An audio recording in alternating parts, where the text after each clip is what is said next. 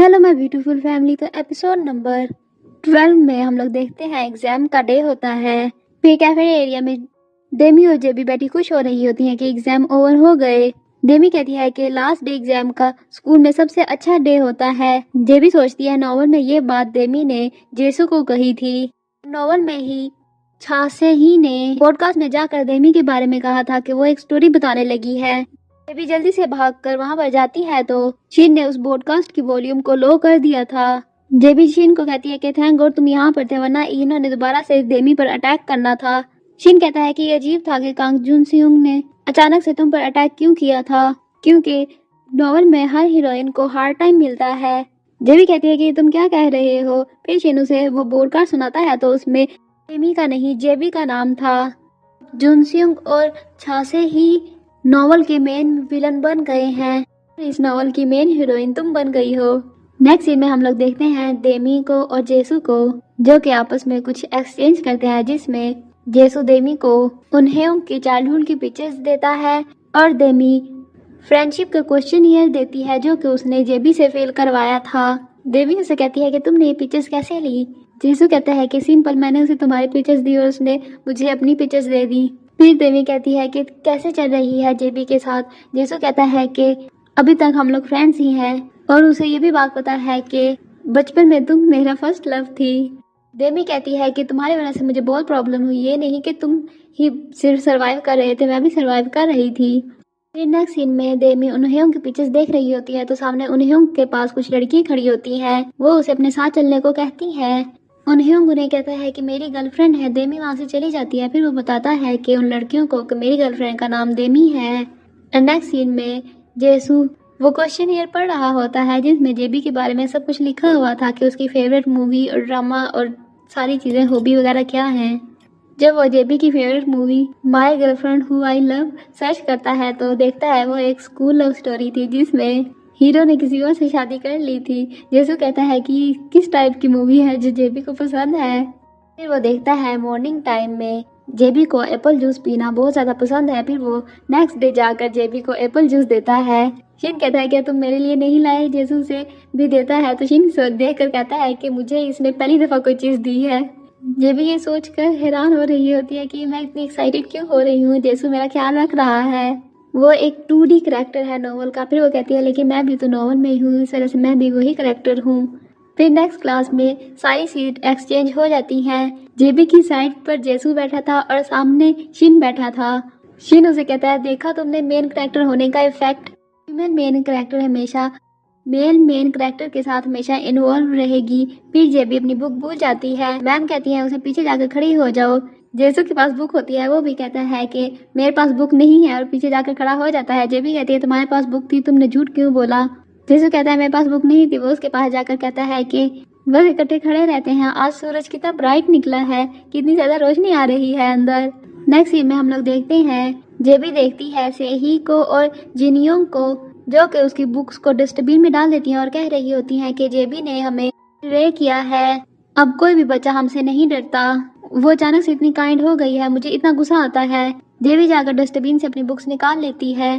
Shin उसके पास आकर कहता है कि फीमेल मेन करेक्टर होने का सेकंड लॉ ये है कि कोई ना कोई उसको तंग करता रहेगा। ये ऑफिशियली स्टार्ट हो गया है, तुम इसको क्यों नहीं एडमिट कर लेती। जेबी कहती है कि मैं मेन फीमेल करेक्टर कैसे हो सकती हूँ।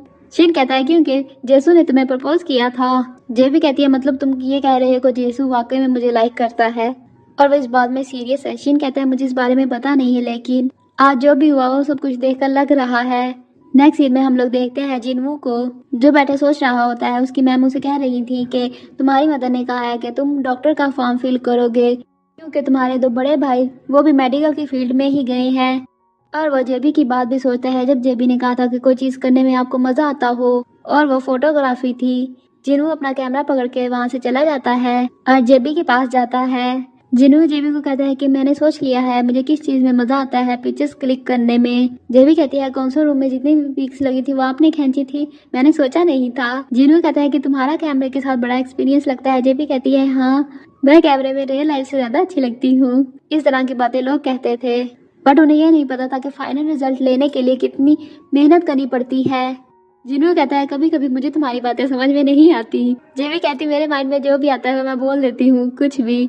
जिन्हों जेबी की पिक क्लिक करता है तो जेबी कहती है कि अब मिस मेरी आंखें बंद आ गई। जिन्हों जेबी को कहता है क्यों ना हम लोग इकट्ठे पिक क्लिक करें, और वो लोग पिक बनवा ही रहे होते हैं। वहाँ पर जेसू भी आ जाता है और जैसी उसकी फेस पर बाजियां नजर आ रही थी। जेसू जेबी के अकाउंट पर अपनी पिक अपलोड करके कहता है कि अब ये अकाउंट मेरा हो गया।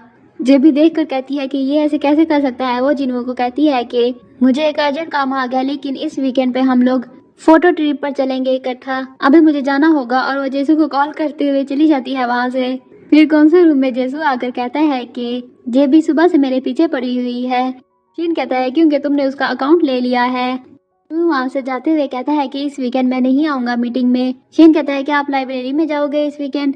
तो जिन्हों बताता है कि नहीं, मैं जेबी के साथ जाऊंगा, जेबी मुझसे मिलना चाहती है इस वीकेंड। शीन जेसू को कहता है कि वन साइडेड लवर रहना कितना मुश्किल होता होगा, लेकिन मैं क्यूरियस हूँ क्योंकि जिन्हों पहली दफा किसी लड़की को मिलेगा वो लोग क्या करेंगे। जेसू बहुत ज्यादा परेशान हो जाता है। फिर नेक्स्ट सीन में जेबी जिन्हों को उस रूम में लेकर जाती है जहाँ पर फोटोज क्या से निकाली जाती है। आई डोंट नो, मीन्स के फोटो के रिलेटेड ही कुछ रूम होता है ये वाला। और कैफे में शीन, जेसू और अनहयोंग बैठे होते हैं।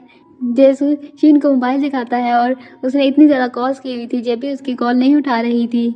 जेसू कहता है लगता है इसका मोबाइल टूट गया है। शीन कहता है तुम्हें लगता है इसका मोबाइल टूट गया है।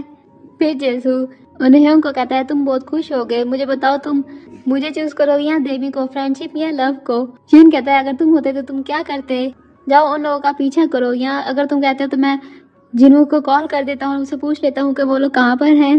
जेसू कहता है तुम्हें जरूरत नहीं है ये करने की।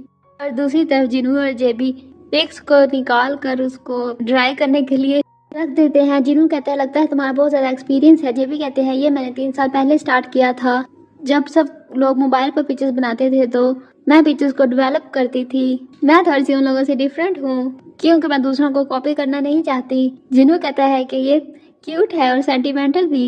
जेबी कहती है कि आप बहुत नाइसली बोलते हैं। फिर वो पिक्चर देखती है और कहती है कि यहाँ पर जेसू भी पिक में खड़ा है। जिन्हों कहता है ये इतनी दूर से क्लिक की गई है, तुमने पहचान लिया जेसू को। जेबी कहती है ये है ही ऐसा, दूर से ही पहचाना जाता है, लेकिन बहुत नकचिड़ा है। फिर वो लोग कन्वीनियंस स्टोर के बाहर नूडल्स खा रहे होते हैं। जिन्हों कहता है कि मैं तुम्हें अच्छी जगह ले जाऊंगा। जेबी कहती है नहीं, ये सबसे सही है। जब मैं जेसू के साथ गई थी तो वो रेस्टोरेंट नहीं अच्छा था और ना ही कॉफी शॉप अच्छी थी। जिन्हों कहता है सुनकर लग रहा है तुम लोगों को मजा आया होगा, नेक्स्ट टाइम मुझे भी लेकर जाना। जेबी कहती है ठीक है मैं ले जाऊंगी।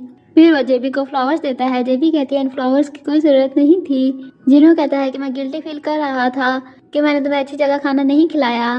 जेबी कहती है कि मैं इनका ख्याल रखूंगी। फिर वही क्लासिक सीन, बालों से चीज हटाने, कोई पंख वगैरह। फिर जिन्हों जेबी को कहता है कि जेबी तुमने देखा मैं, और ऊपर से जेसू आ जाता है। वो कहता है तुम लोग यहाँ पर क्या कर रहे हो, क्या तुम लोगों ने मजा किया अपनी डेट पर। और मेन फीमेल हीरोइन का थर्ड ला ये होता है कि मेन लीड्स में मिसअंडरस्टैंडिंग हो जाती है। और यहीं पर एपिसोड नंबर 12 का एंड हो गया। अगर आपको मेरी एक्सप्लेनेशन पसंद आए तो please subscribe my channel and like my videos. Bye.